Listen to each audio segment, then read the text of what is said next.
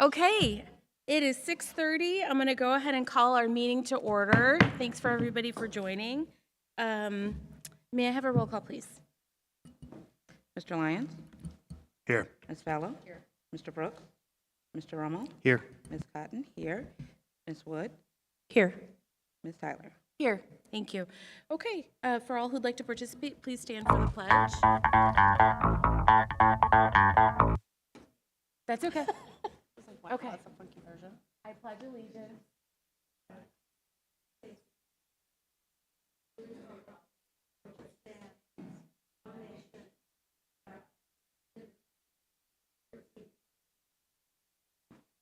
Thank you.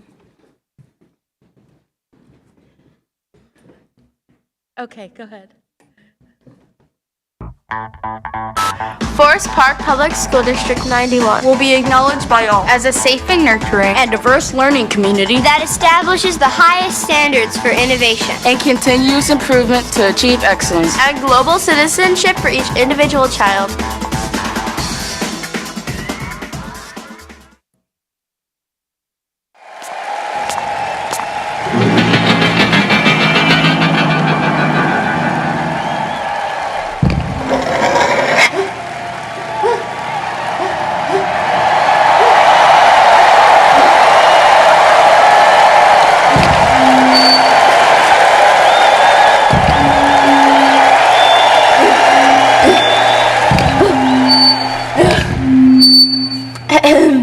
Our mission in partnership with home and community is to educate each individual child in a safe and nurturing environment. We will foster respect, self-worth, teach skills relevant to contemporary life, to promote academic success and creative expression. We will encourage the appreciation of rich culture, diversity in our community. We will instill a sense of wonder for the future to enable our students to become lifelong learners, responsible citizens of the world. I also remember what. Thank you.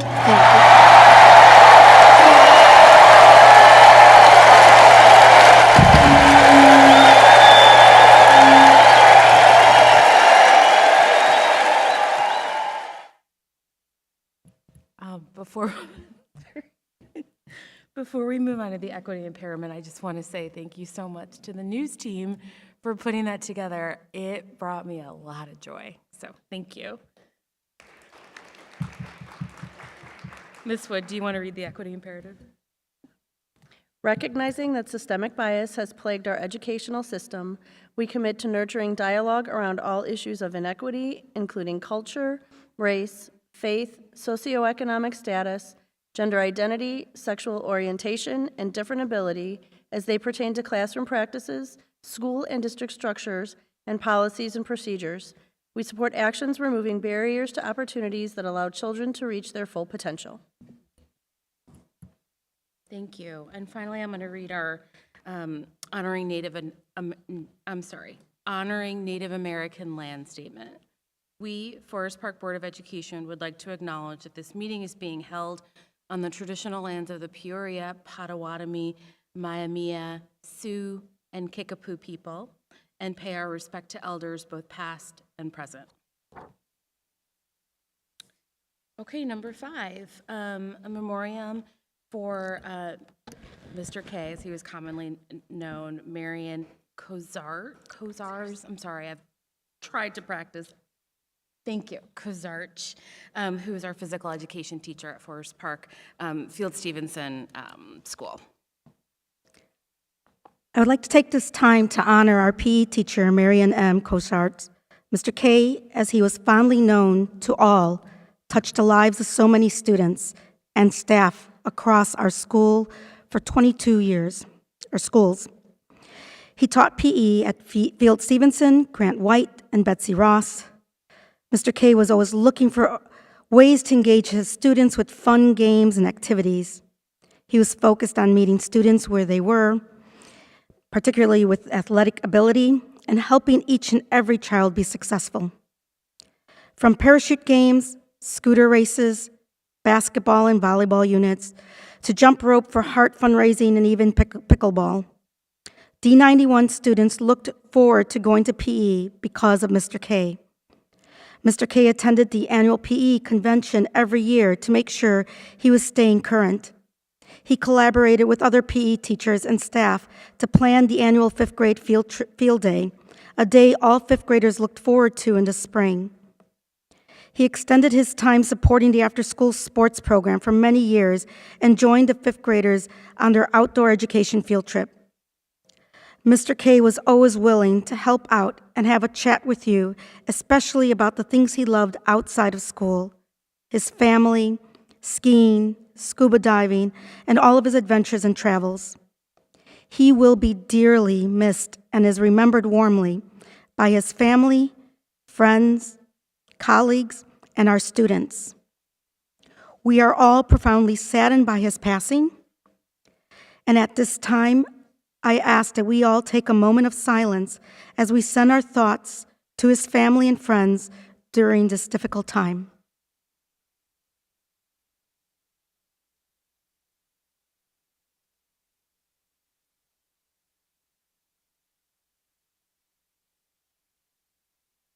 Thank you.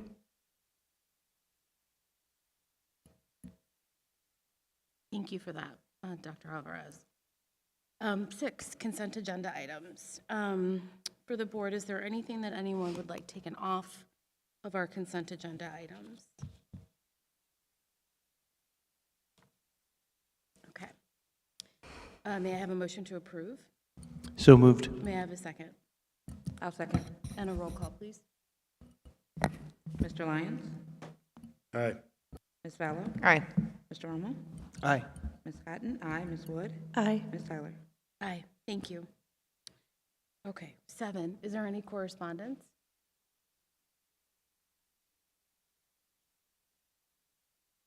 Okay, thank you. 8, matters of consideration from the public.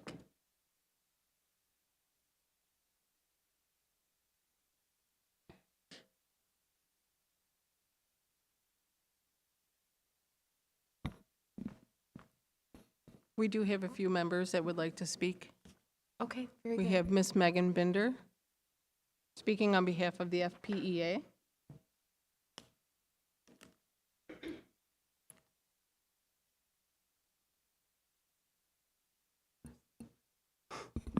Hello. Good evening. My name is Megan Binder, and I am speaking on behalf of the Forest Park Education Association. Tonight, we send our prayers and deepest sympathies to the Kosharsh family in the recent passing of Marian Kosharsh, more fondly known to us, as already been stated, as Mr. K. Mr. K served our district selflessly for 22 years as our physical education teacher at 3 schools. He inspired students to love sports and physical activity and strive to teach them to collaborate with each other through his classes. I personally was privileged to work alongside Marian for the past 15 years, sharing teaching spaces, offices, and the same groups of students at Betsy and Field Stevenson. He was one of the kindest people I knew, always sincerely thanking me for any little bit of help I offered him. For years, we would collaborate on teaching specials classes or how best to work to meet the diverse needs of our students. He made it easy for me to do my best by always supporting my music program, and he never refused a request to help. The students absolutely loved his gym classes, often telling me that gym was their favorite. This is probably because he tried new things like yoga classes to help students relax during testing weeks, and as was already stated, he always worked tirelessly to engage his students. During the downtimes, Marian would talk to all of us extensively about his camping trips, some to Alaska, scuba diving, skiing, and always about his family. We marveled at his adventures and stories of his impressive scuba achievements, and I will miss him dearly. I'm still in shock, like many others, to realize that he's no longer with us and that we will no longer see his smile around the hallway corner. He impacted the lives of many across the district. Abby Hibbets worked with Marian at Betsy and remembers how he was a wonderful role model for our students, especially the boys. Such a good, kind man who always greeted everyone with a big smile and was always willing to help. Amanda Skinner will forever appreciate Mr. K's involvement and interest in her special education students over the past 9 years. He never hesitated to ask for suggestions on how to make PE more successful and impactful for her students. His energy and commitment ensured that classes were conducted in a manner that all students were able to learn and grow through a positive PE experience. This meant everything to Amanda because it let her students feel included and successful. Teachers Molly Yolzak and Nicola Grand remember Marian as someone who was enthusiastically chaperoning our Covenant Harbor trips, making them great experiences for our students.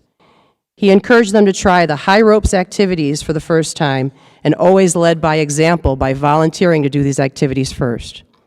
Through his own sense of adventure, he inspired children to have the same, and his presence will be missed on those journeys. Our fellow paraprofessional Joseph Reed recalled a story when he locked his keys in the car on a Friday afternoon. Joe was scrambling to find someone to help him open up his car when Mr. K saw that he needed help. Joe told Mr. K of his dilemma, and without asking, Mr. K jumped in. He and Miss Motto would wind up opening the car, even though Mr. K almost broke his hand in the process. Joe thanked him generously for giving up his time on a Friday after school, and with the biggest smile, he shook Joe's hand and said, "No problem." These are only a few of the stories we've been sharing with each other over the past week after hearing the news of his passing. There are so many, many more among those who knew him. We know his memory will live on, and we will forever appreciate his dedication and service to our district. For now, we cry and we smile as we hear his voice in our heads and hearts in the most endearing Polish accent ever, telling us all, "No problem."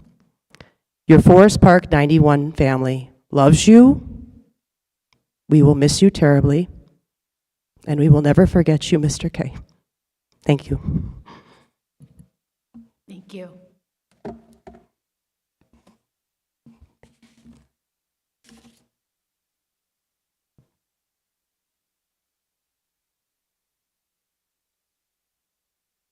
We have a member of the audience that would like to speak, Kristen Pico.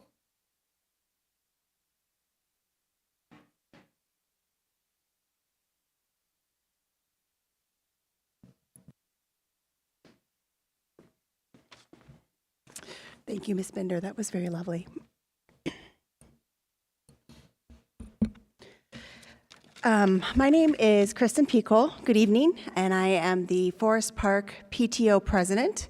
I am speaking on behalf of the PTO tonight for January is School Board Appreciation Month, and so we just wanted to say a little something in support of our great board. As I was preparing for what I wanted to say tonight, I Googled various things about school board appreciation and, looking for funny quotes or poems or anything that would, I think, encapsulate what we want to say about our board. And you get a lot of great comments and words. You see words like dedication and service and commit and community, words like leadership, guidance, hard work, investment, commitment, but you don't often see a lot of examples like, hey, this is what a great board looks like. And a lot of times even on the news or on Facebook, you see examples of people who don't have those values, who are serving communities, board members who may lie or cheat, who strangle education initiative or who undermine teachers, who sacrifice the value of the whole for the benefit of the few. But today I am proud to shine a spotlight on the Forest Park School District 91 board as an example of what integrity and duty looks like. If I could put it in Google and show an example, I would put up a picture of our board. I would put up the picture of John Lyons, whose door is always open to a person in need with a welcoming warmth. To Fuquan Brooks, whose mind and heart show compassion in each of us and enjoys discovering how we grow and succeed. To Catherine Valou, whose enthusiasm and bravery knows no bounds. To Monique Cotton Yancey, whose authenticity and spirit make her a joy to be around. To Kyra Tyler, whose inquisitiveness and attention to detail and poise garner respect and hope from even the most jaded person. To Shannon Wood, whose commitment and reliability is an anchor in even the roughest seas. And to Steve Rummel, who's no fool when it comes to a financial spreadsheet and is always willing to walk you through it and answer your questions. Our board has hired an incredible staff. They are scary smart, and they go above and beyond. Our board has voted to provide school supplies for our classrooms. They have prioritized equity, inclusiveness, and diversity in our education, not just in their words, but in their actions. They're not perfect, no one is, but when they know better, they do better.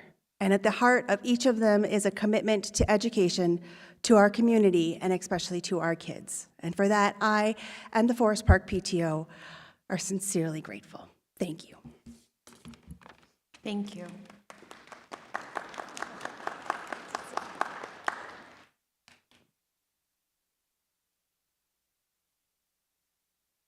Ms. Barnes, anybody else? No? Okay. I'm going to put it out there in case anyone. Did you? Oh, you did? Okay. Come on up.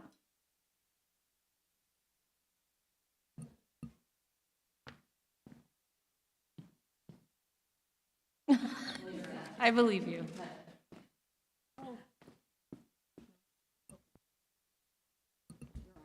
Come on, okay. Thank you, thank you.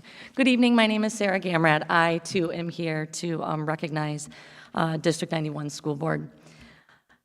I stand before you tonight to acknowledge the efforts that you have put forth for our children. You've led us through tumultuous times, and we've powered through stronger than ever. You've guided our community, students, and staff with a powerful vision for teaching and learning, diversity, and respect that models our most sacred principles of wonder, expression, and safety.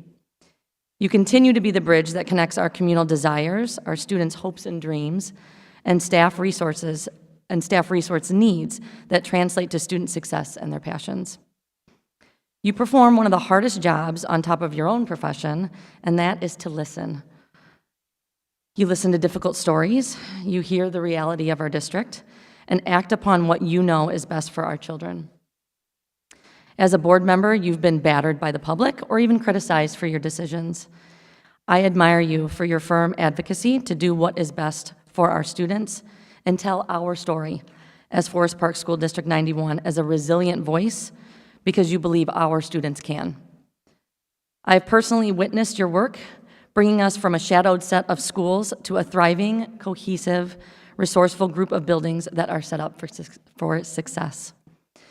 I appreciate the guidance you provide for our schools toward our school improvement without telling them exactly how to get there because you believe in our teachers, our paraeducators, our maintenance, directors, coaches, and school leaders.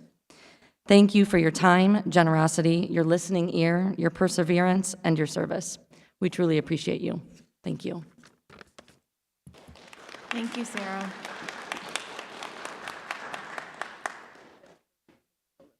For real? Okay. Anybody inspired to say anything else? Okay. All right, thank you. Okay, number 9, we have the FY 2022 audit report. It's going to be shared with us by Jeffrey Rolofson, who's a CPA with Marshall Evans Pease.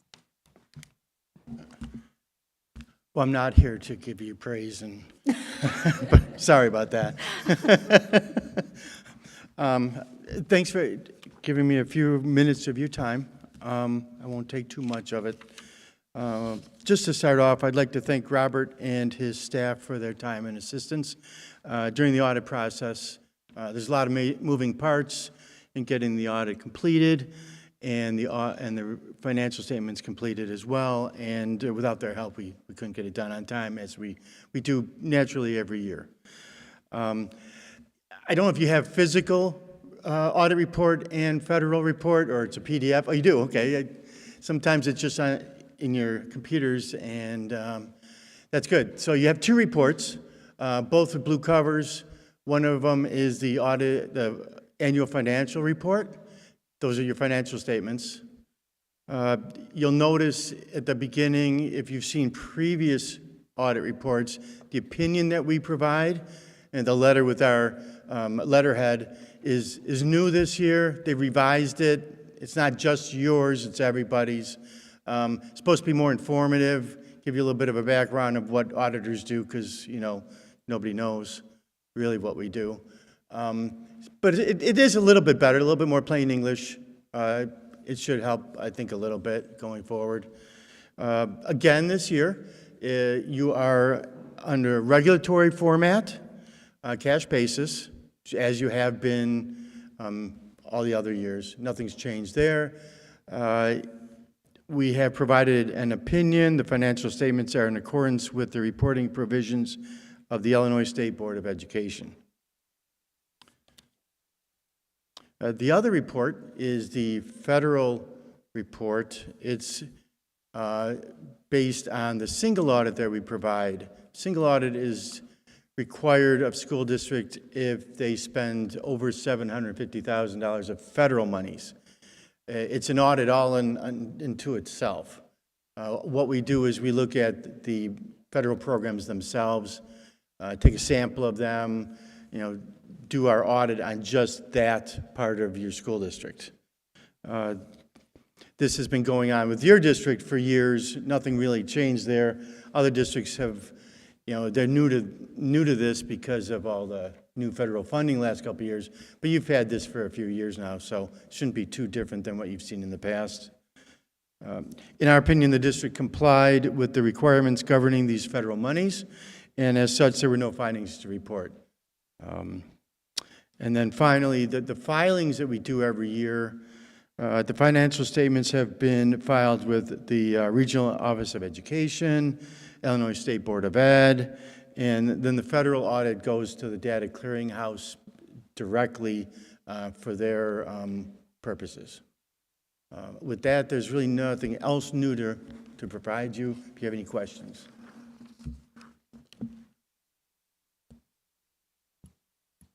Does anyone have any questions? Yeah, go ahead. So just to clarify, the adverse opinion is not suggesting there's anything wrong, but just because we are not reporting based on GAAP. That's correct. Okay. Yeah, anybody who's under regulatory format, you'll get an adverse opinion because it's not GAAP. Up here, you see that less often, but if you go out of the Collier County, certainly like everybody does regulatory opinions. So it's just a little bit less noticeable around here, but it doesn't mean anything other than the formatting. Cool. Thank you. Yeah. Can you just share really broadly, like, sort of the value of the audit, what it means, like, for our community in very plain language, like what this says about our district? Okay, so we provide financial statements that are audited. Okay, it's your financial statements, our opinion. We're saying that these financial statements are materially correct based on the format given. We do go through internal controls. However, we do it for our purposes, not to see if the controls are in place and perfect. Okay, are they adequate enough for us to provide our opinion that these are materially correct, these financial statements. So you'll see in the opinion, it says pretty clearly, we don't audit the internal controls. However, we find something, we bring it to the attention, depending on what our recommendations would be, what the problem we see, that sort of thing. But for our purposes as auditors, we are saying that these financial statements are materially correct. Great, thank you. Does anyone else have any questions?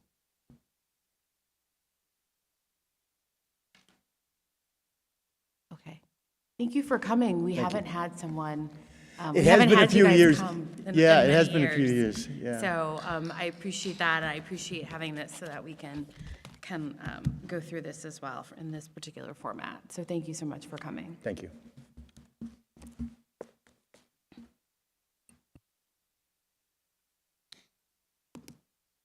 Okay, 10, superintendent's report. Okay, we're going to actually start off with our D91 Forest Park Robotics. You will see them here seated with our Energy Rangers. But before you come up, I'm just going to introduce you guys this way. So our D91 team did really awesome, and we are so proud of them as they went to go compete. Ms. Grace Finn and Mr. Joseph Amawi took our 9 students, Jaden Washington, Luna Sabota, Nolan Davis, Audie DePriest, Joshua Medella, Johann Bright, Daniel Ramos, Adrian Galvez, and Alex, I don't want to butcher it, Kumelis, on a very active day at the FLL Robotic Regional Competition held at Michelle Clark Magnet School in Chicago. For our 5th graders, this was their first time participating in a tournament. The Team Energy Rangers held our 5th graders. This was their first time participating, I mentioned that, held 4th place, in robot table rounds. This was their first go-around, and they should be very proud of themselves. Our students handled the pressure. They maintained coolness and composure, all while exhibiting gracious professionalism to their competitors. Energy Rangers also impressed the judges with their performance in their project core values and robot design that they received the Rising Stars Award.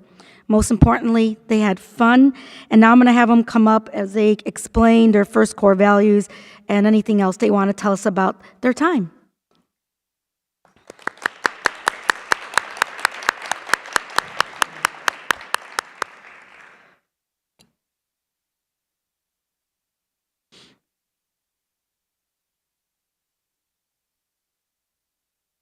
You're going to use that, okay.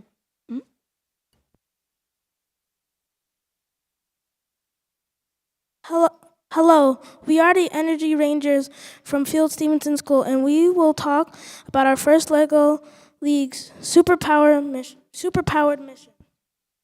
There are 4 parts: the challenge, robot design, robot game, and core values. Hi, I'm Jaden. I'm Luna. I'm Josh. I'm Adrian. I'm Alex. I'm Daniel. I'm Johan, and we are the Energy Rangers.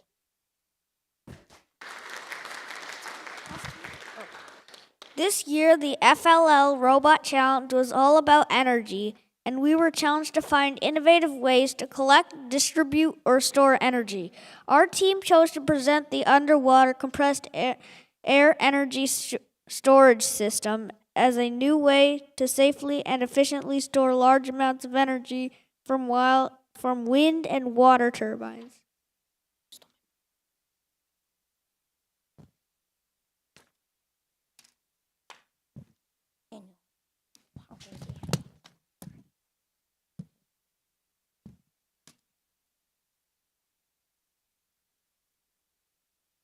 Our team built and programmed our own robot with detachable parts for many missions. On the playing field, we tried to solve as many robot missions as possible with only 2.5 minutes for each round. We stayed on top 4 for the entire tournament, and our team won the Rising Star Award at the tournament since we showed high potential to FOST. First LEGO League is also about teamwork, support, and working together to solve challenges. Core values is an important part of FLL, and there is an emphasis on maintaining gracious professionalism in all our interactions. But most importantly, we have fun.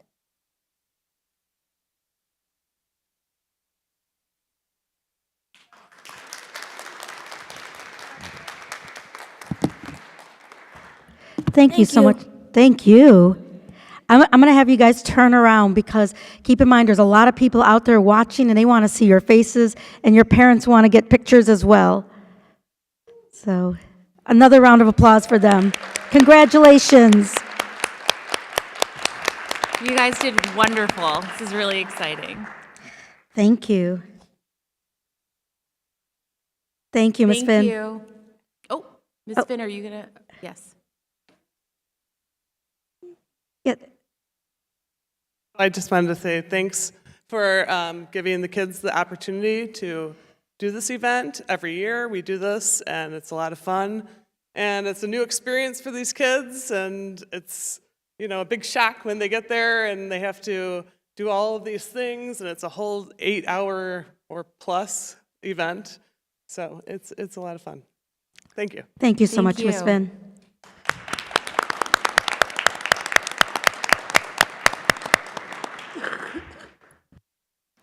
All right, I'm moving on with, this is all part of learning and achievement for school leadership ensembles. So back in November, you were able to hear the state of the district with the data and heard from our administrators in December as well. Our school leadership ensembles, composed of at least 6 teachers, meet regularly to discuss data and also their practice of promise. It is their role and to make sure that they are monitoring the progress of their POPs, their practice of promises. Administrators are laying out deadlines of what they are looking for in classrooms and by when, so that when the SLE meets, they discuss how it is improving student achievement. I'll have them go. If you guys want to wait just a few seconds, I'm going to be able to show you a video you don't want to miss. And then you guys can go. Just a few more seconds. All right, Alex. Alex is out. All right. You guys could share with him later about the video. This is part of the collective efficacy where schools work together on these practice of promises uniformly. Once they feel they have it and it is producing positive results, SLEs decide what next steps will be, and this is shared during instructional core visits. I'm going to move on to the spelling bee, and then I'm going to show you the little movie that you don't want to miss. Spelling bee. D91 is registered for the 13th annual Scripps Spelling Bee. We will need to identify our district spelling bee champion by February 14th, 2023. March 28th is the regional ISC Scripps Spelling Bee Championship at Triton College. The West 40 ISC Scripps Spelling Bee will be hosted at Lindop, District 92 on March 2nd, 2023. 3rd through 8th grade students should have received a grade level list of study words this week. Beginning next week and running through the end of the month, our students in grades 3 to 8th will participate in classroom spelling bees to identify a classroom champion who will advance to our district spelling bee, being held at 9 a.m. here at Grant White on Tuesday, February 7th, 2023. 18 students, one from each homeroom from grades 3 to 8, will be competing to be crowned our district champion. This individual will then advance to the West 40 B on March 2nd. Our District B will be open to any parents of our student competitors and will also be streamed live for others to view throughout our district and the Forest Park community. And now, as promised, the video I told you about. So earlier today during the meeting, you witnessed our vision and mission video. Those videos were done by our after-school program of our school news media of Forest Park Middle School that allows our children to use their creativity to make wonderful videos. We started off with the after-school programs with only 2 students. So you will note we have grown a bit. I want to provide the opportunity for everyone to view what our children have been doing as they ignite their creativity. So I want to acknowledge Juliet Harrington, Kayla Moore, Jaden Stewart, Kendall Leahy, Nina Sikowski, Brianna Martin, Zahara McRae, Phoebe Thompson, and James Hepner.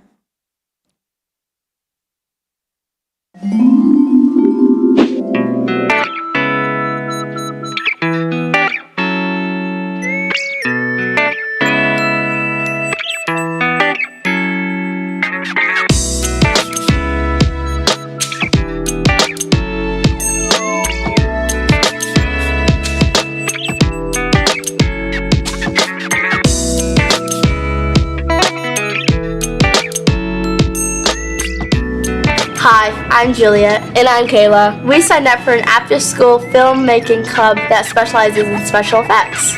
But for this to work, we need to use our imagination. Well, actually, let's try it out. Let's become Forest Park Panther News Team. Yes, but with cartoon faces. Okay, ready? 3, 2, 1. Hi, and welcome to Forest Park Panther News, where we give you the latest and greatest news. Wait, hold on a second. We need an on-site news reporter. Yeah. Hey, Kendall, are you ready? Okay, just a second. All right. we're reporting live inside the storm right now, and it's really bad, as you can see. Oh, we gotta cut to a commercial. We'll see you after these messages. So now I'm going to move it up a bit.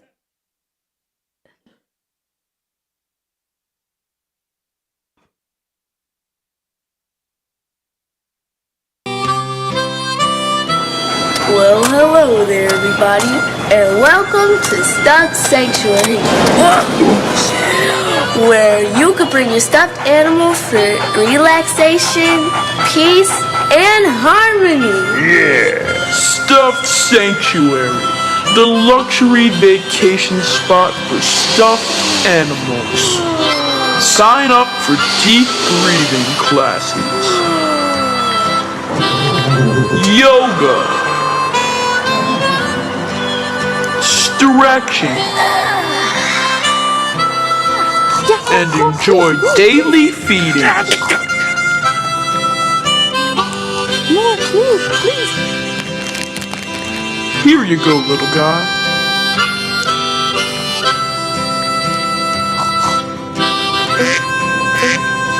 Remember to stop by Karate Chop Spot and rejuvenate your stuffing.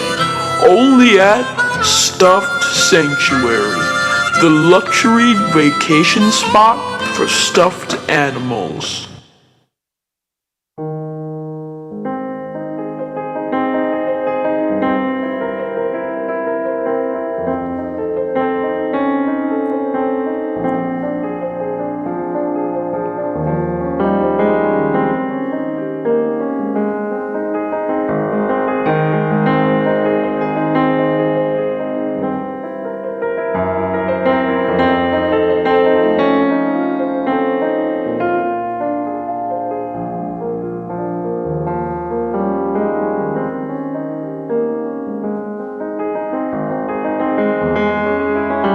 Okay, I'm ready for the narration.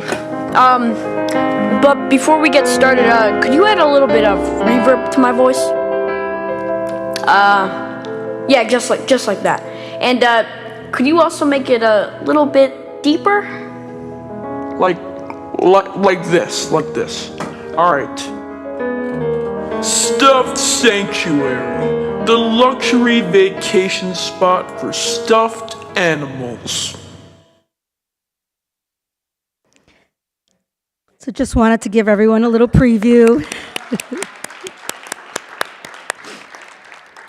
of what they've been doing after school. All right. See, I told you'd love it. And now you guys can go. Or you could stay. Moving on to talent recruitment and development, our grading for equity professional learning. On January 25th, personnel from across the district will engage in the third of 6 after-school professional learning sessions, focusing on ways in which the district will promote equity by ensuring our grading practices are accurate, bias-resistant, and motivational. The learning in January, co-facilitated by the academic coaches and school administrators, will highlight the pillar of accuracy in grading by analyzing how well current grades correctly describe a student's level of academic performance, rather than including other factors that make grades ambiguous and misleading. For example, if a grade factors in participation in class, that could cloud an accuracy of a grade because whether or not a student participates in class does not necessarily indicate that the student does not understand the content or concept as described in the Illinois Learning Standards. Moving on to family and community engagement. Fireside chat. I want to thank all our families that showed up for the fireside chat the week before school let out for winter break. I understand it was a hard time for some to attend due to last-minute shopping, and we also had our second grade Betsy Ross concert. This occurred because of the limited days that week. There is another opportunity to allow questions and also chat about the district based on information provided via our board meetings. I will be partnering with our wonderful PTO, so together we can provide another opportunity to chat. This will be on February 1st, 2023. The PTO will provide information to everyone in the coming weeks so that they can join us on that day. It'll be at 7 o'clock. February 1st. And then I will stop there if there are any questions on what I just presented. And not about stuffed sanctuary. I was gonna say, I want more videos, please. They were great, but nothing else. Thanks. Okay. And for FOIA, we have none. All right, very good. Thank you. Okay, 11, committee reports. I'll start for teacher negotiations. We've got nothing. We're all set there. B, board policy. Mr. Rummel, anything to share, or Dr. A? Oh. Do you want to start, or? Well, we have go one. ahead. Well, I'll start. I'm sorry. I was still thinking about the video.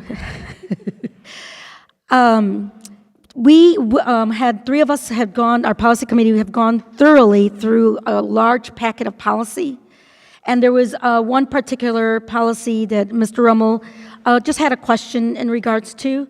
Overall, we're going to go ahead when we get to that point and approve them for press, but I will let Mr. Rummel kind of discuss a little bit more about that one policy. Sure. Excuse me.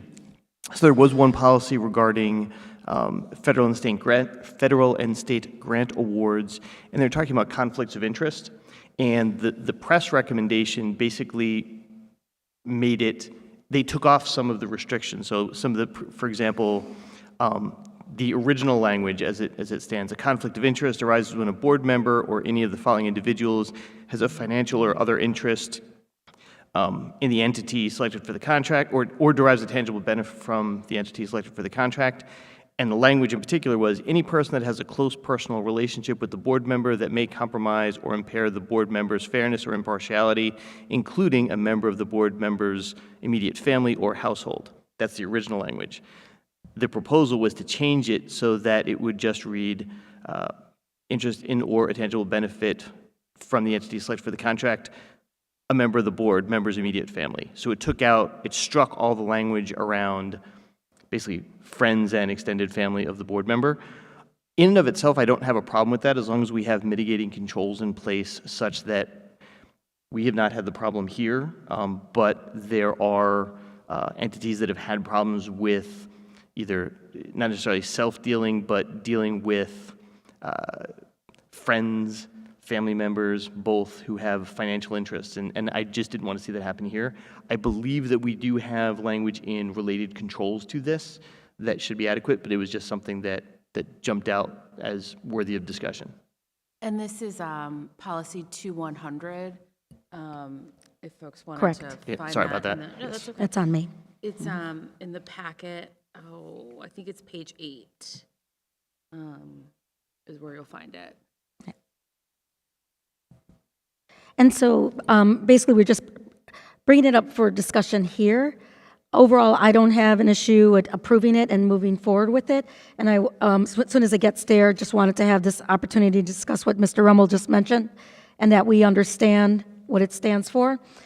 Did you want to change the policy, Mr. Rummel? I just wanted to know what mitigating controls we have around, so when we have proposals and things like that come across, do we do blind bidding, those sorts of things? Yes. So that if we had a situation arise where an extended family member or a close friend of a board member had a business where they were submitting a bid that, one, the board member would step back from or be totally unaware of what was being presented. So as long as we have something like that, I'm fine with it. Perfect. And we do. So. I will also sort of present maybe the other side of this, which is perhaps part of the reason why they struck the household piece. I think perhaps like with COVID, everybody's like, there's so many more entrepreneurs, there's so many more people sort of that are delivering services and goods, and you have a great home baker, and maybe they are your cousin, like it's, or maybe they are your, your brother-in-law's ex-wife, like who knows, right? So I think that there's a little bit of this where, to some extent, there's so many connections out there, right? And so I think this is a way to still put some language in place. There's still a lot up for interpretation, even within immediate family. I looked up like some definitions of what that looks like, and some say it does constitute only who's in your household. There are others that spell it out specifically: spouse, partner, child, siblings, parent, grandparent, like, so I think there still is a little bit of room within the policy. So I was just thinking, because I thought, well, why would they change this? And I do think it's just a matter of so many more people having business enterprises that we don't want to tamp that down necessarily. We also want to be fair and equitable as well.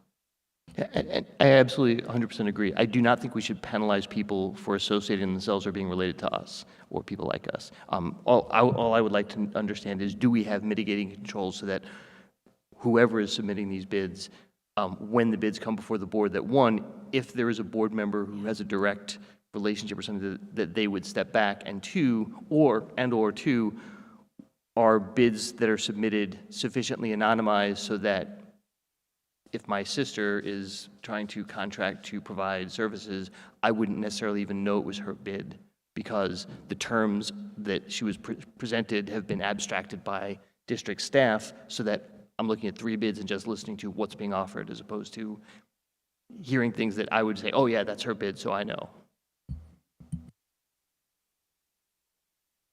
That part of this hasn't been changed, though, so that's still. No, it is not, but I just don't know what those are. Okay, I was sort of just making sure that I hadn't missed that. And that's it for policy. So just to be sure, we're not removing it, correct? From the packet? I'm fine without removing it. Okay. Okay. All right. Should we move on to C, finance? I think the gist of that is that we have a meeting, right? Is it February 6th? February 6th, okay. So the finance committee will be meeting February 6th. We're looking forward to that. About it. D, engagement.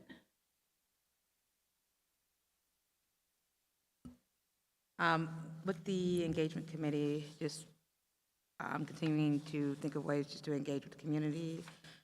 There is some information that's going out to the middle school on Friday. I can't speak. Tomorrow. That is tomorrow, yes. Hey, thanks.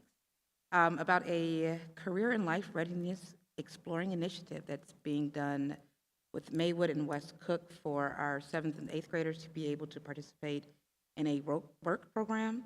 So there'll be information in there. There's a link where they can sign up. So it's not done by Forest Park, but someone forwarded it to me, and I thought is to pass it on to all middle schoolers for 7th, 8th graders. It's a 12-week program, and they will get paid $10 an hour to do it. It's a couple hours, like I think 2 or 3 days a week. They can sign up and get more information about it. So there will be something coming out tomorrow. That sounds very cool. Do we know if they have to get a work permit? I tried to email the person about it. They didn't answer. I'm assuming they would. Me too. But they have, in the packet, there's people that are set up that will help them. It's a full program through Proviso East, but they have people set up that will, counselors that will help them through that whole process. So Okay. it's just for students, so they'll have all that set up for them. Got it. And it's all for engagement. Got it, thank you. I just am thinking about one of the things that we discussed, I can't remember, November, maybe? QR code, 2 or 3 question survey? QR code is not. No, not yet, okay. Not yet, no. Okay, got it. All right, sounds good, thank you. E, superintendent evaluation. Forwarded Dr. Alvarez her self-evaluation this evening before the meeting. She will complete that by Friday, February 10th, and then I will email the board after the meeting, and we will do our evaluation in March. Great. One thing to remember for my colleagues, so one of Dr. Alvarez's goals involves our participation in meeting. And so, when Jeanette reaches out about setting up a meeting, or you are setting up a meeting on your own, remember, it's for a whole host of reasons, but it's also in an effort. Like, Dr. Alvarez can't accomplish that goal unless we are helpful in, scheduling our meetings. One of the things that we discussed too is perhaps having it happen once a quarter as opposed to once every 4 or 5 weeks. And I think that might provide a little bit more flexibility and latitude, and also because for some of us, we have to take off work, and you know, it's a good thing, but it's another thing to fit in. And so it could provide a little bit more flexibility and also more fodder for conversation about what, whatever you want to talk about. So I think we're going to be shifting over to that probably springtime. So second quarter. One-on-ones, yes. Thank you for clarifying.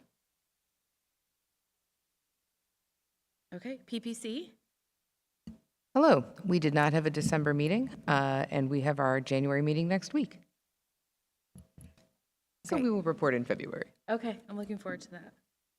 Did you guys have one in November? You did, right? You didn't? Oh, okay. Oh, wait, no, November, we did have one. I just take somebody to the emergency. Thank you. I'm sorry. Okay. Yes. I apologize. Thank you. Sorry. Nope, that's fine. I didn't expect that part, but yes, got it. No, that was, I had to think back. Sorry. Okay. G, CAC. With the CAC, we're continuing to work on the need assessment, parent handbook. CAC members will start to reach out to the community members for a one-on-one. So when you get those reach outs, make sure to respond. So start looking for those. We're going to be meeting next week to start talking about those dates for the town halls. I think we come up with we're thinking about a location. I think we said the library. So it'll probably more than likely be at the library. We're going to work that out once we get the dates and try to coordinate for how the town hall at. Library for the town hall. Yes.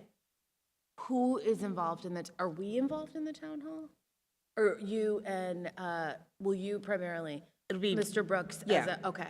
Yeah, so we'll get those dates and get those out to the community, but CAC members, when you hear someone reach out, that'll start happening very, very soon. Yeah.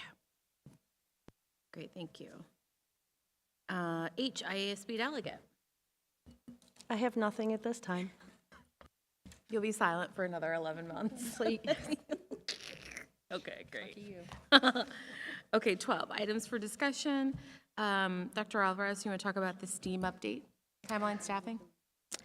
So first with the timeline, we have now completed the November 2022 formulated a STEAM committee that Director Edler has started. The STEAM committee also evaluated multiple curricular resources. So they're looking at WASED, Project Lead, The Way, TinkerWorks, STEM Scopes, and Fuse Studio.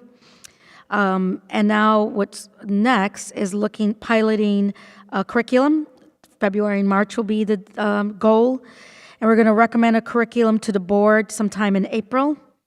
And then, April board meeting. And then our 3rd to 8th grade students will begin their STEAM classes August of 2023. In regards to staffing, we've developed a job description. We're going to be developing a job description of our STEAM teacher. This will be an explorer or trying to remember the other words, special. And then post-January, February, we're going to post in January and February the teacher position. February, March, we're going to recommend to hire for the STEAM position. And then in the spring, we need to provide the professional learning for STEAM teachers on this curriculum. And then for our primary grades, currently we're holding off for a STEAM option right now because we haven't opened up one for our primary students. That's it. This is really exciting. 2 questions. Will there ever be an opportunity for the primary students perhaps to come over, maybe to field and use the STEAM lab? Maybe in an after-school program. Oh, okay. Okay. Yeah, but currently as part of their school curriculum. Yeah. And I guess it wouldn't work like as an assembly. What's the capacity of the room? The room itself, I believe she said about 25. Okay. Okay, got it. Okay. My other question is, right. Wait, I forgot. Hold on. will this take the place of iDiscover in middle school? Yes, Okay. it would. Got it. And how will it fit into the schedule at Field? Because they don't have an equivalent of an iDiscover. It would be just an extra STEAM special for them. Okay. So that they would be able to rotate and everybody would get it. Okay, cool. Got it. Thank you. It's going to be heavily collaborated with our arts teacher as well. That's great.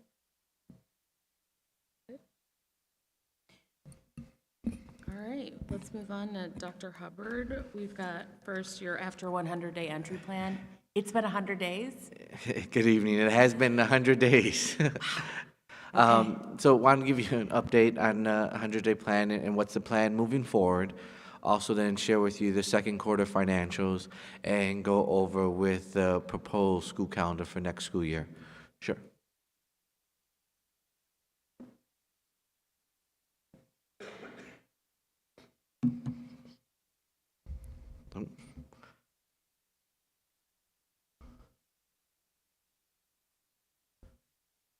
So looking forward, you've seen the videos. We've started some things. We started the STEAM lab, but how do we plan forward? So the goal for the remainder of this year is to really work on developing 3-year plans. Develop a 3-year plan for our technology. I believe when we approved the budget back in September, there were some questions about, well, we already purchased a lot of technology. What are we doing with it? How do we know we could sustain this? So really been working with the technology department to develop a 3-year plan for that so we could share that information with you. And then really looking at our buildings and grounds and how do we maximize our facilities and our resources and creating a 3-year plan for that for you also. And then tying it all together with our finances, which is the foundation, to make sure we have the finances to support that moving forward. So that's the goal moving forward for the rest of this year, to develop 3 different 3-year plans, one for technology, one for buildings and grounds, and then one for our finances, and then share that with the board. What's going to drive those plans? We came up with 2 questions. How do we maximize our resources, looking at the staffing, the facilities, and the technology, and looking at the finances of that? And then how do we better provide equitable opportunities for all of our students? You asked the question, are we going to be able to get our primary students into those STEAM labs? Well, we are currently looking at some after-school programs for that, but maybe during this assessment, when we look at, maybe we can also provide a location in their building just with some restructuring for them to have something in their building and have opportunities, whether it's a special class for them or an additional class, because we have started after-school programs for our primary students this year, and they're going great. They're loving it. So we know they could sustain that, and parents are interested in that. So these are going to be the 2 questions driving those 3-year plans. The timeline for the buildings and grounds plan, January and February right now, we're working with a performance vendor to really assess our operation. So they came out, they sent 3 engineers, and I think they were in the district for about 3 days. They're currently working on the report. They're going to give the report back to us in terms of how our HVAC systems are, how our roof systems are, and all the infrastructure that we have, and give us some feedback on some recommended projects that we should tackle over the next couple of years. And it really aligns currently with a lot of the federal funding that's out there. The Department of Education has the Renew America Schools grant. Well, they will fund 90% of projects. So that's why we're trying to do this assessment now. And see what qualifies for that. So this vendor is going to work with us on completing the application for the grant, which is due January 26th. So it's right around the corner. That's the preliminary application is due, and then the final one's due in April. They review your preliminary application, and if they move it forward, you could submit the whole application. So we're hoping to get funding for some of these projects moving forward. And then in March and April, have that provide the board with the 3-year plan for the buildings and grounds. In terms of technology, same thing, working with the technology department to really assess our infrastructure and what redundancies we have. Over break, we got new phone systems, we got new wireless access points put in. They're working great, more coverage, people are liking the phone so far. So how do we continue to move forward? I know in the next couple of months when we're rolling out some of the new devices that we've purchased also. So once we assess that, developing a 3-year plan, how we're going to renew those items from now and make sure we have a recycling program for them, which will help us renew that, and present that plan either in March or April to the board. And then lastly, just really tying it together, we got to make sure we have the funds to support those plans. We can come up with great plans, but we got to make sure we have the finances to support them. So I'm going to go over the quarterly financials with you after this, provide the 3-year projections in March, and then April review those quarterly reports for the next quarter, and really develop a budget for the next fiscal year. We've historically have very conservative budgeting where we've budgeted for a deficit each year, and then each year our fund balance has increased. But really, how can we tie that in and be more strategic with our funding and our plans to move forward? In the end, the strategic plan be to fully implement a balanced budget that maximizes all resources for the next 3 fiscal years. That'd be the plan moving forward. And start on questions on there, yes. Yeah, I just have a question about, I've never heard the phrase performance vendor. What is that? So they come out and they look at all of our systems. So they try our 8-track system to see are they performing to 100% proficiency. They look at our roofs and see is there any moisture in them. They do some assessments of them. They looked at are we compliance with our ADA regulations, with our doors, what safety regulations are out, and they come and assess all the systems and see, or anything we ask them, do we have any abatements that need to be done, where we are with our abatement plan. How is that different from our, like our life safety? 10-year life. So they take that information and help create a plan for it, and they help find funding to do those projects. The performance vendor? Correct.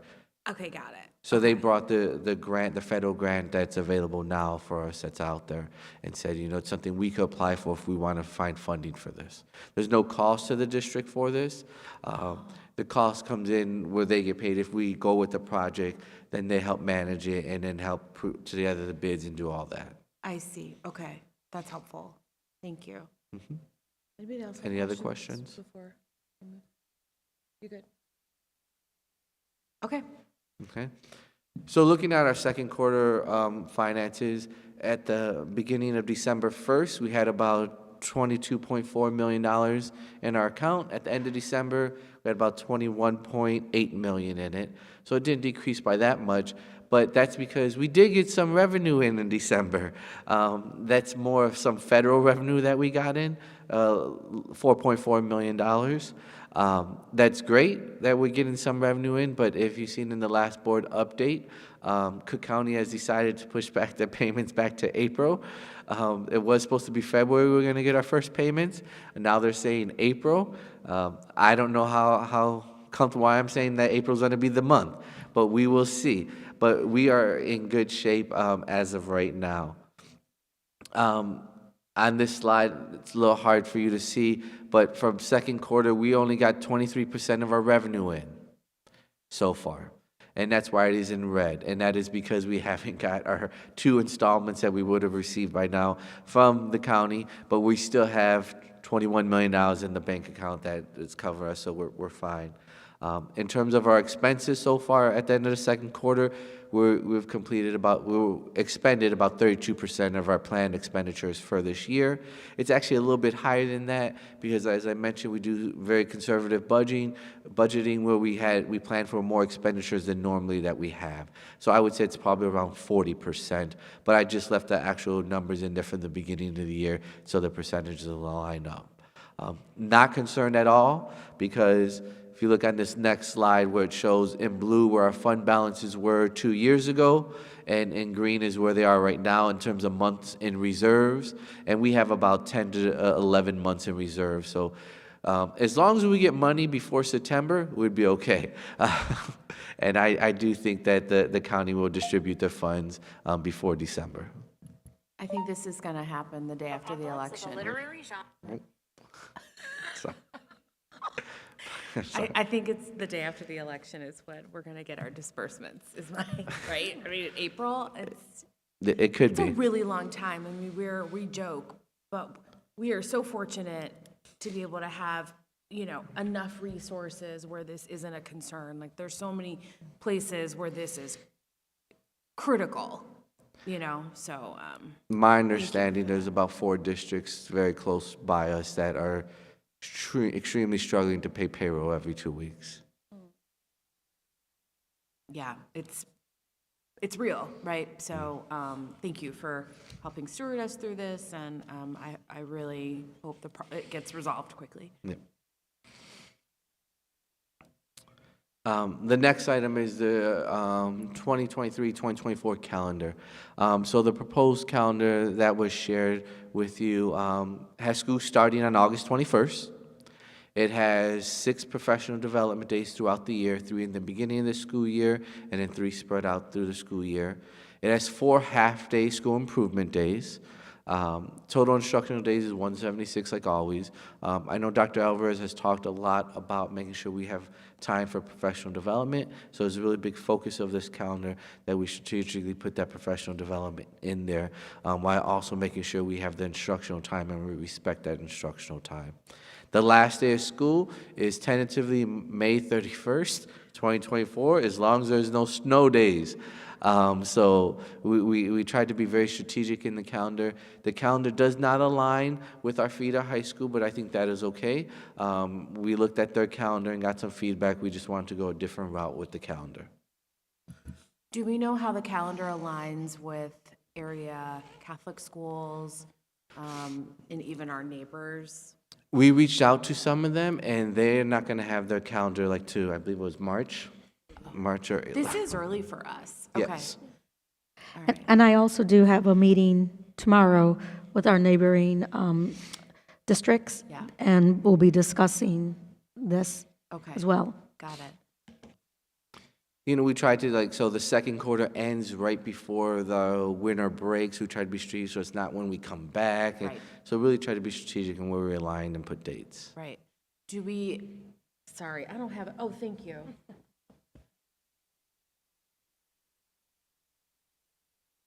This is a really small thing, but I'm wondering if we can I'll just say it. I always forget what time early dismissal is. It says on there. It says Does it 1:15.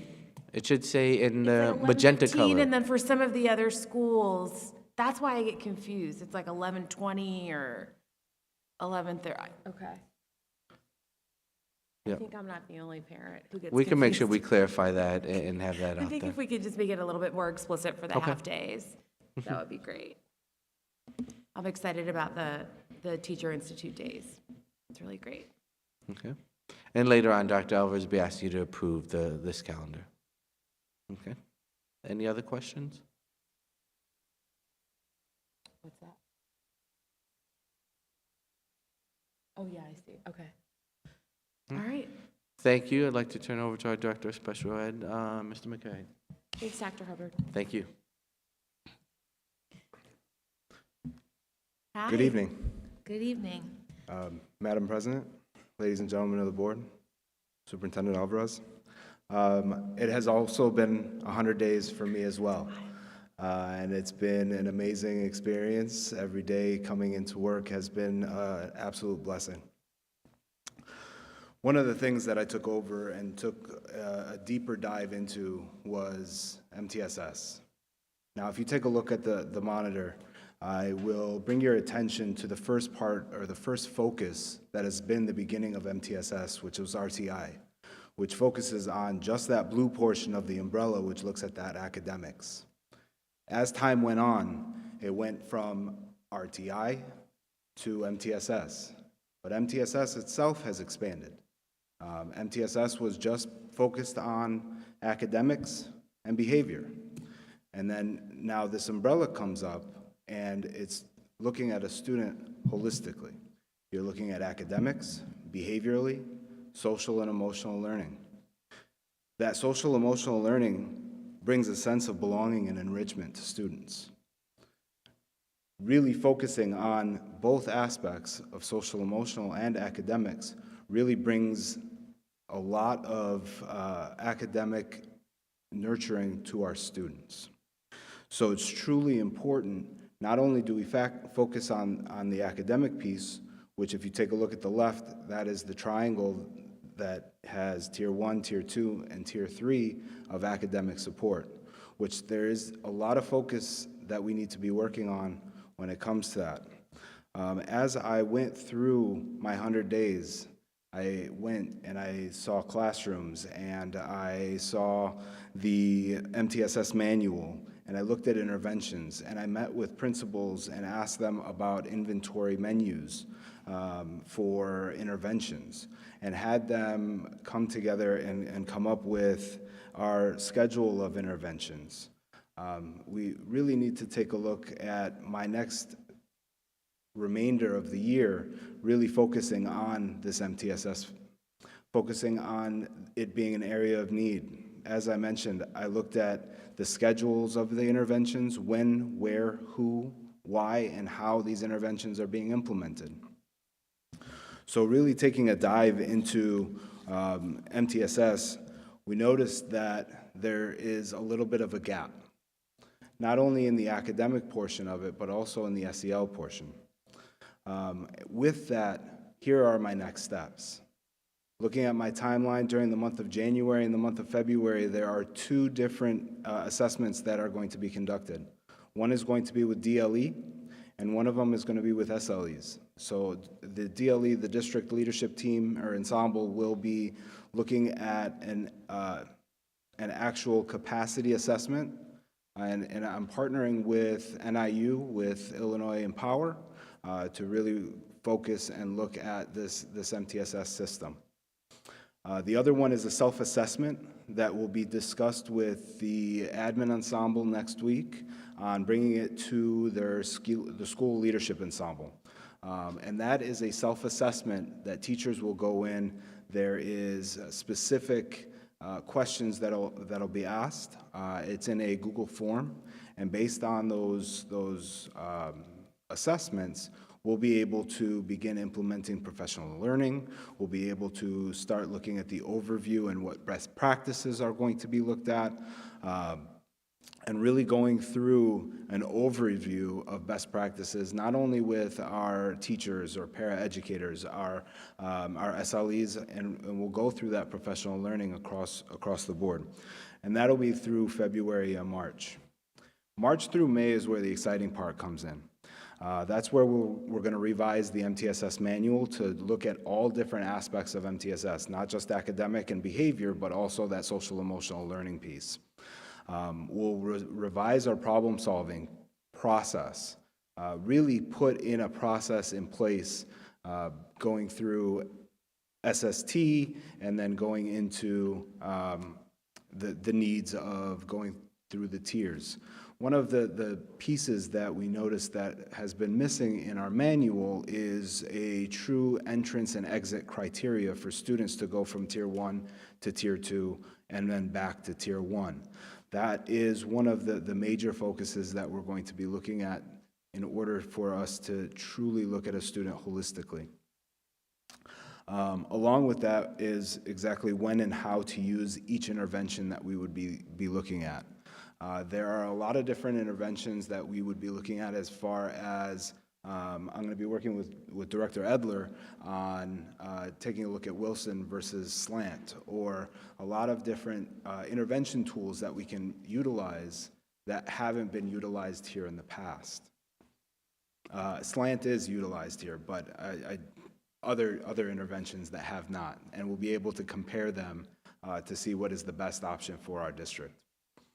May through August, I'll continue with professional learning with our MTSS process, work out any complications that we've encountered as we were going through the process, and then from there, full implementation starting in August, ensuring that interventions have been built into each master schedule so that there is a specific time to focus on Tier 3 interventions for our kiddos.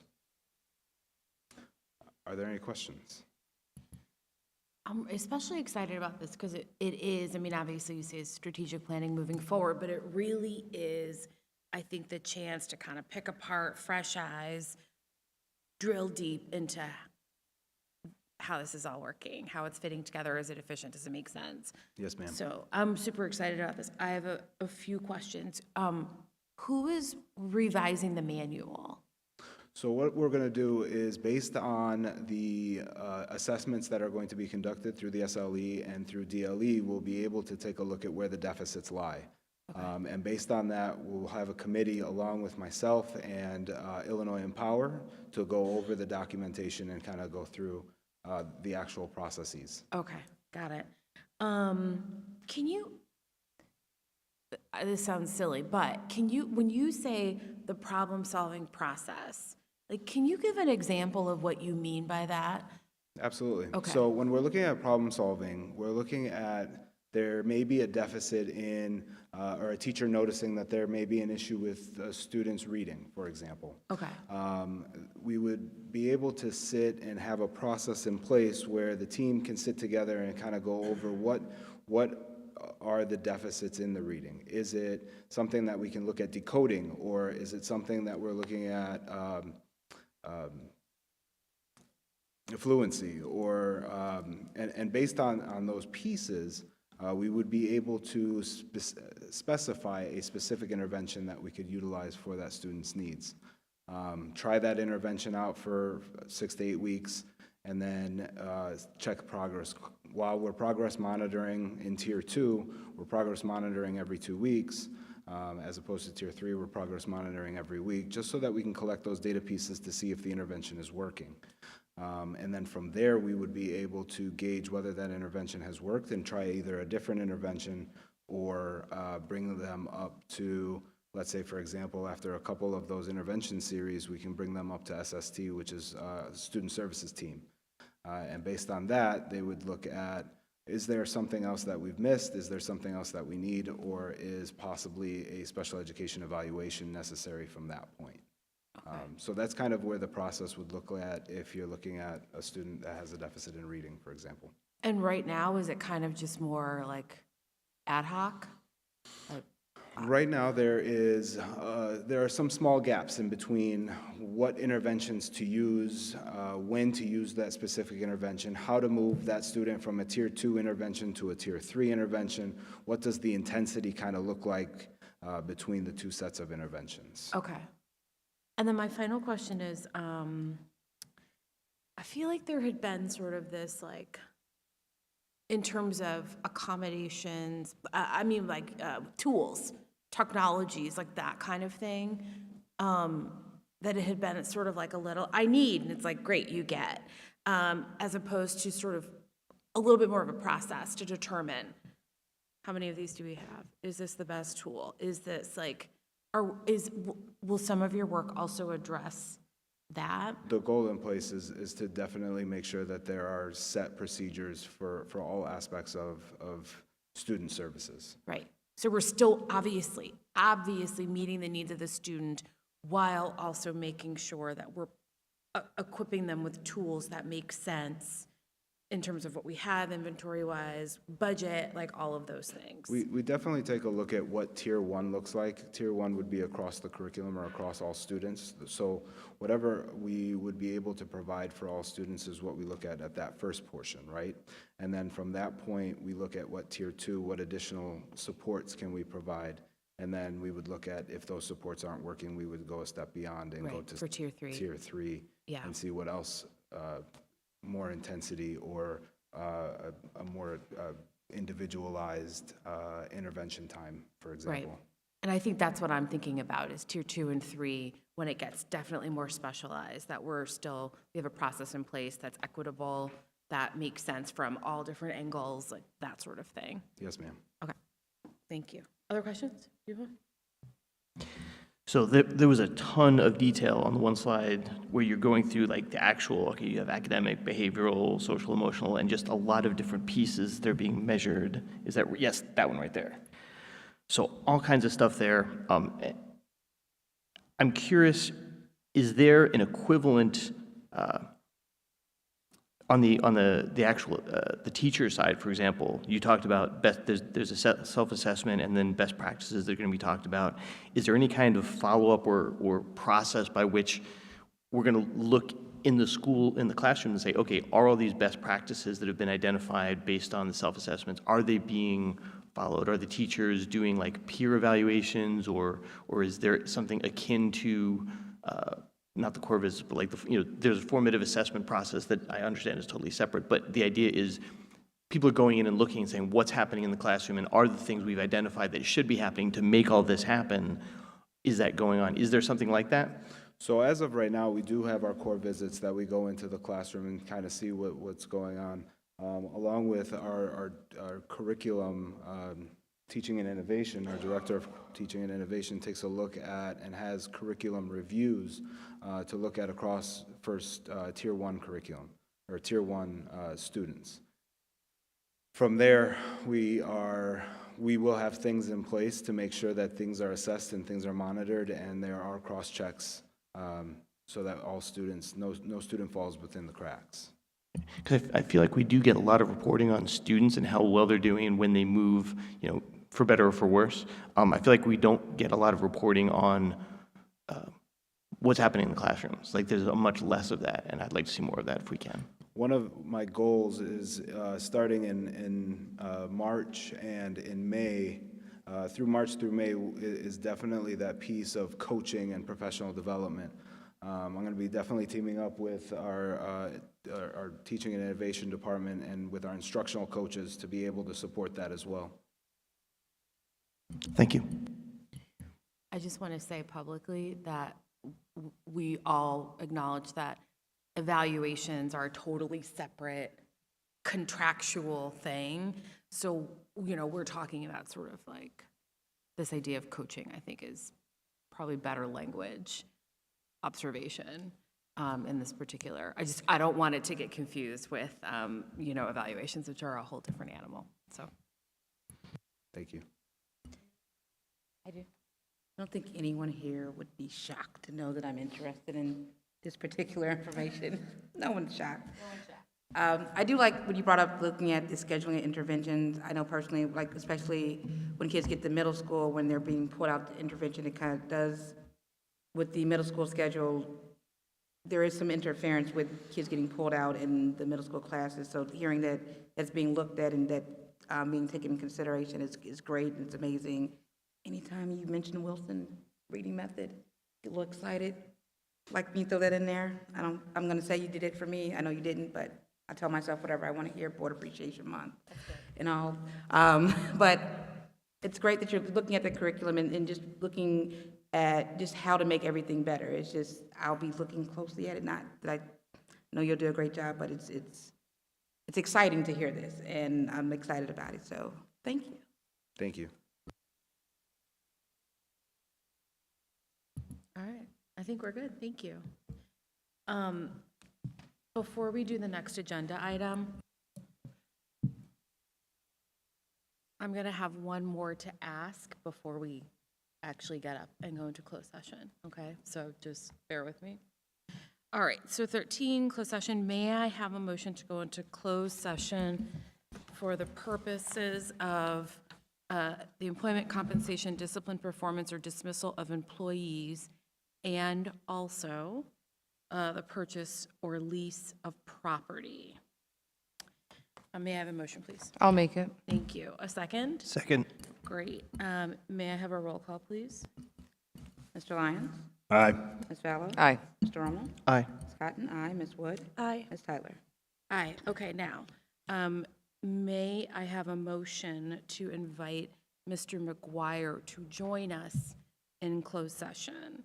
So moved. Great. A second? Second. A roll call, please? Mr. Lyons? Nay. Ms. Fallow? Nay. Mr. Rommel? Aye. Ms. Cotton? Aye. Ms. Wood? Aye. Ms. Tyler? Aye. Okay, so we will have Mr. McGuire join us for an item in closed session. Okay, we are officially in closed session. Thank you.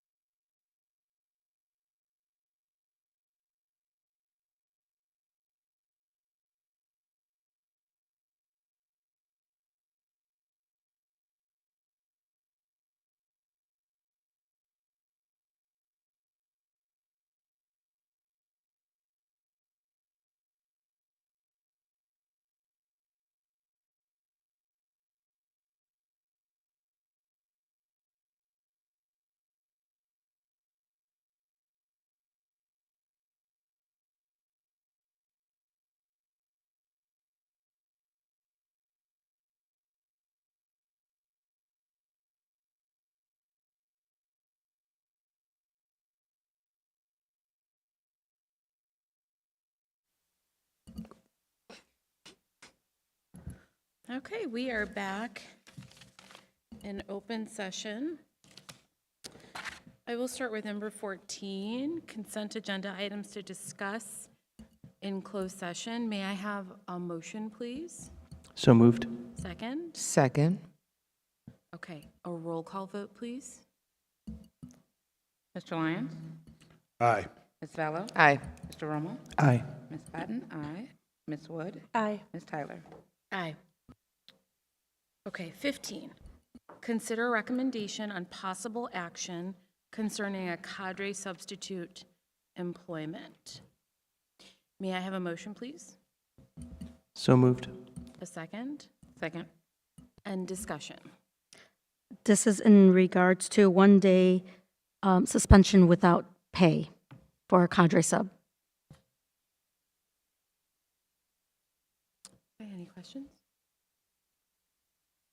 Okay, may I have a roll call, please? Mr. Lyons? Aye. Ms. Vallow? Aye. Mr. Rommel? Aye. Ms. Cotton? Aye. Ms. Wood? Aye. Ms. Tyler? Aye. All right. Number 16, items for action.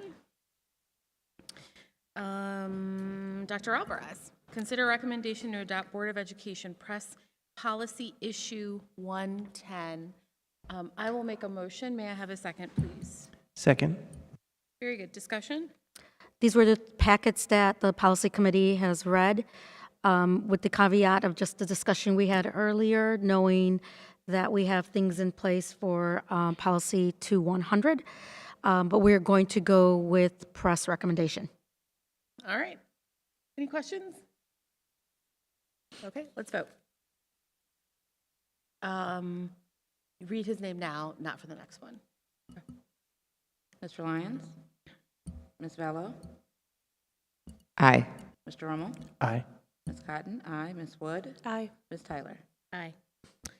Okay, 2, consider recommendation to adopt the FY 2023-2024 school calendar. A motion, please. I'll make the motion. A second? I'll second. Discussion. This is the calendar that Dr. Hubbard showed to everyone. We did provide time during late December to, we sent it to Ms. Binder so she could send it to PPC. We sent it to the CIC. We sent it to the board. Took feedback from anything that they have provided, made some minor changes to it, and we're now bringing it so that our families can see the calendar in advance, start planning appropriately. Great. For once, I have no notes on the calendar. I'm shocked. Any questions? I love putting together the calendar. Okay. All right, move on, Kira. A roll call, please. Ms. Vallow? Aye. Mr. Rommel? Aye. Ms. Cotton? Aye. Ms. Wood? Aye. Ms. Tyler? Aye. All right. Families, we have a calendar. Staff, it's great. Okay, 17, additional matters for consideration from the board. Yes, please. So one quick thing, we have the D91 app for phones now. You can get it for iPhone or for Android. It's awesome. I highly recommend it. I downloaded it. I'm still playing with it. I'll have a million questions about it, but it's very cool. And I have Thank you. I have one thing to add. So January 16th is Martin Luther King Jr. Day. It is the only federal holiday that is designated by Congress as a national day of service, a day on, not a day off. So consider, everyone here, taking this day to give back and encourage others in various ways that we and others can volunteer and give back to our community.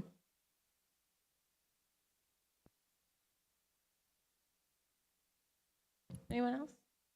Okay, I will close by saying, excuse me again, sending our sincerest condolences to Mr. K's family. It was shocking to hear what happened, and I think schools are such special places that losing a member of your school community hits really deep.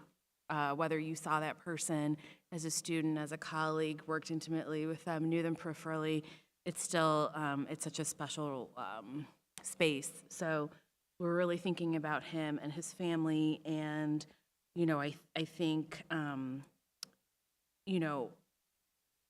didn't know him as well as I know some other teachers, but learning more about him in the last couple of days, some of the things that I really took away from who he is are just a few things: to pursue your passions.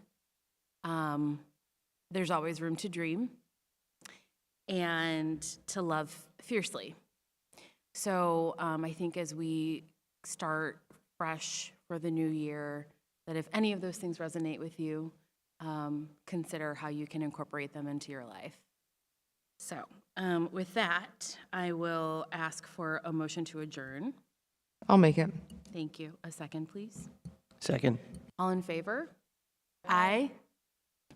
Okay, very good. It's 9:28. Meeting is adjourned. Thank you so much for joining. We'll see you again on February 9th.